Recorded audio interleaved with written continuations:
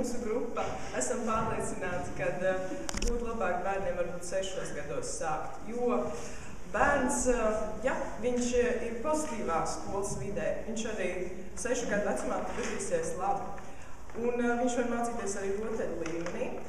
Un varbūt arī bērns, kurš pat vēlas iet skolā jau 6 gadu vecumā. Tad viņam ir jādod tāda iespēja, kā arī bērns iegūst vairāk pieredzes ātrāk sākot studēt, mācīties, un līdz ar to viņš arī ātrāk pabeidz savu obligāto mācību programmu un var pievērsties tam, ko viņš grib darīt. Tā. Un pret ir, protams, arī argumenti loģiski. Skolas vide ir krasa pārmaiņas salīdzinājumā ar bērnu dārzu, tādēļ varbūt tur vajadzētu pielīdzināt. Un bērnam vēl gribas rotaļāties, ilgāk gulēt, un iespējams ne visi bērni ir gatavi skolas vidē jau 6 gadu vecumā, un tad ir, protams, jāļauj iespēja 7 gadu vecumā viņam mācīties, ja viņš pa mazu un nespēja koncentrēties jau 6 gadu vecumā.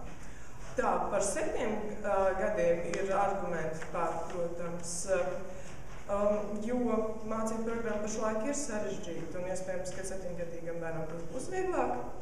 Un bērns, protams, tad jau ir patstāvīgāks, pārliecinātāks par sevi, tādēļ viņam ir vieglāk būt tur 7 gadu vecumā.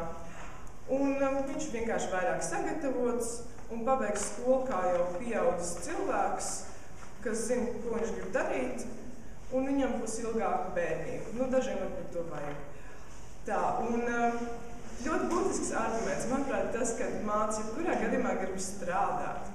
Un viņas tāpatās, iespējams, ņems auklītes, kas varbūt nav tik profesionāls, cik izglītots pedagogs, vai arī sūtīs bērnus dažādos dārziņos.